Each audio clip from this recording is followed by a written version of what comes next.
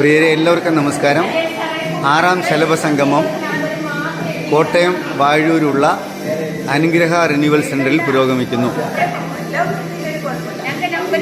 Yes, international സ്റ്റാൻഡേർഡാണ് registration set ചെയ്തിരിക്കുന്നത്.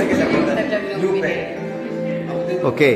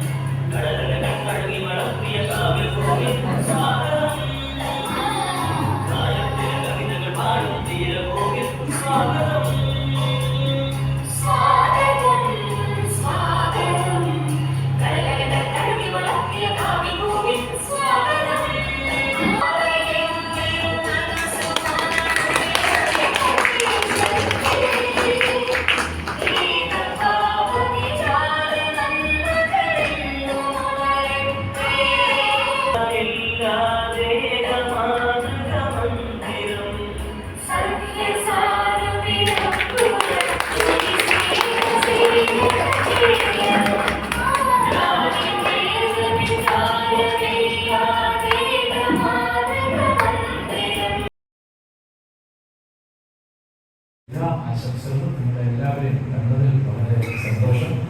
ആരും ഇതിൽ നിന്ന് വിട്ടുപോകരുത്. കൂടുതൽ ആൾക്കാരെ ഇതിലേക്ക് കൊണ്ടുവരണം. നമുക്ക് ഒരുമിച്ച് പ്രവർത്തിക്കും. Thank you so much. പ്രഭാഷണം നിർവഹിച്ച ഡോക്ടർ സി മാത്യു അവർ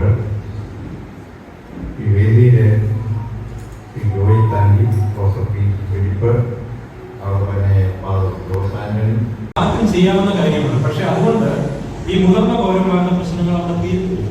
ശാസ്ത്രീയമായ വിഷാദം എന്ന് കഴിഞ്ഞാൽ ഇവിടെ പ്രിയപ്പെട്ട ശ്രുതി ഇരിക്കുന്നു, ക്ലിനിക്കൽ സൈക്കോളജിസ്റ്റ് ആണ്. ശരിക്കും ഒരു വിഷാദം വന്നു കഴിഞ്ഞാൽ അത് സാരമില്ലെന്ന് പറഞ്ഞിട്ട് കാര്യമൊന്നുമില്ല ശരിക്കും. പക്ഷെ അതിനൊരു ക്ലിനിക്കൽ ഇന്റർവെൻഷൻ ആവശ്യമാണ്. ശരിക്കും UN നിർദ്ദേശിച്ചിരിക്കുന്നത് ഈ ക്ലിനിക്കൽ ഇന്റർവെൻഷൻ തന്നെയാണ്, അതായത് ശാസ്ത്രീയമായ ഇടപെടലുകൾ. അതാണ് നമ്മൾ പലപ്പോഴും പല കാര്യങ്ങളും ഇവിടെ ഡിസ്കസ് ചെയ്യുന്നതും തോമസ് സാറിന്റെ ജേർണലിൽ എപ്പോഴും കാണുന്ന കാര്യങ്ങളൊക്കെ ഇത് തന്നെയാണ്. ശാസ്ത്രീയമായ മനഃശാസ്ത്രമായ പരമായ ഇടപെടലുകൾ. അപ്പൊ നമ്മൾ കവിതയാണെങ്കിൽ ചെറിയ അഡ്ജസ്റ്റ്മെന്റ് ഉണ്ട്. സാറ് പറഞ്ഞതാണ് നന്മ ചുറ്റിനും തളം കെട്ടി നിൽക്കുന്നു അല്ലേ സാറേ? അതല്ലേ? അപ്പൊ അത് ഞാനിങ്ങനെയാക്കി, നന്മ തളം കെട്ടി നിൽക്കുന്നു ചുറ്റിനും. ഒരുപാട് ഒരു ചാല് കീറുകയേ വേണ്ടു, ഒരു ചാല് കീറുകയേ വേണ്ടു. അത് നമ്മളിലേക്കുള്ള മൃഗങ്ങളാണ്. അതിലും ഒരു സംഗീതം ഞാൻ കാണുന്നുണ്ട്. തളം കെട്ടി നിൽക്കുന്നു ചുറ്റിലും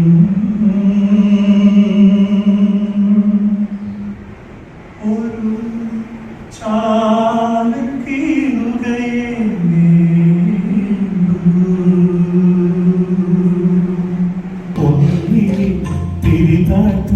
ശാരദ നിലാവേ, ഈ കണ്ണിലെ കിനാവുകൾ കെടുത്തരുതേ, കണ്ണിലെ കിനാവുകൾ കെടുത്തരുതേ.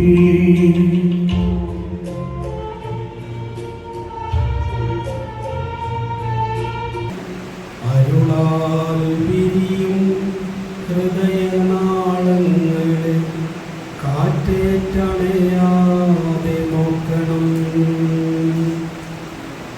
ഉടയവൻ നെഞ്ചിൽ നിറയ്ക്കുന്ന ജീവിതം കാലുഷ്യമേൽക്കാതെ പോറ്റണം. പ്രാർത്ഥനാപൂർവം നമിക്കേണ്ട ഉള്ളകം നോവേറ്റുവാടാതിരിക്കണം. പക്ഷേ ഇപ്പോഴെന്താണോ ഉള്ളത് അതിൽ ഞാൻ തൃപ്തനാണ് എന്ന് പറയുന്ന ഒരു ബോധത്തെ ഒരു ആഗ്രഹത്തിനും കീഴടക്കാൻ പറ്റില്ല.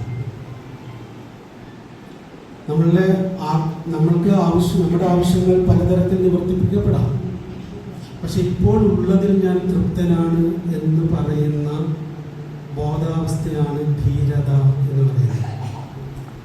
ധിയോ യോനഃ പ്രചോദയാത്, ധീയിൽ രമിക്കുക.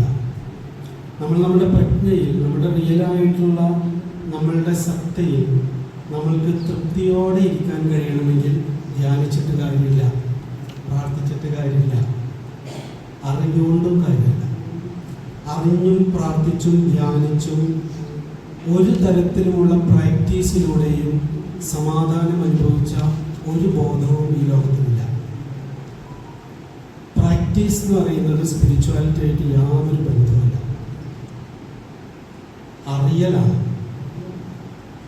ഇനി ഇവിടെ ഇപ്പോൾ എന്തായിരിക്കുന്നുവോ അതിൽ ഞാൻ ഓക്കെയാണ് എന്ന് പറയുന്ന ബോധാവസ്ഥ, അത് എൻ്റെ ഉപ്പ ഒന്നും പ്രാക്ടീസ് ചെയ്ത് ഞാൻ കണ്ടിട്ടില്ല.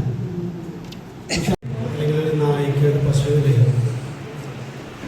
അവർക്കിഷ്ടപ്പെട്ട ഭക്ഷണം ഇട്ടുകൊടുത്താൽ, എത്ര അളവ് ഇട്ട് കൊടുത്താലും വിശപ്പുണ്ടെങ്കിൽ മാത്രമേ അവർ ഭക്ഷണം കഴിക്കൂ. ആവശ്യത്തിനുള്ള അളവിലെ ഭക്ഷണം കഴിക്കും. എത്ര പ്രിയപ്പെട്ടതാണ്. ഭക്ഷണം കഴിച്ച് രോഗിയായ മൃഗങ്ങൾ നമുക്ക് കാണാൻ പറ്റില്ല. പക്ഷെ നമ്മളെപ്പോഴൊക്കെ ഭക്ഷണം കഴിക്കും?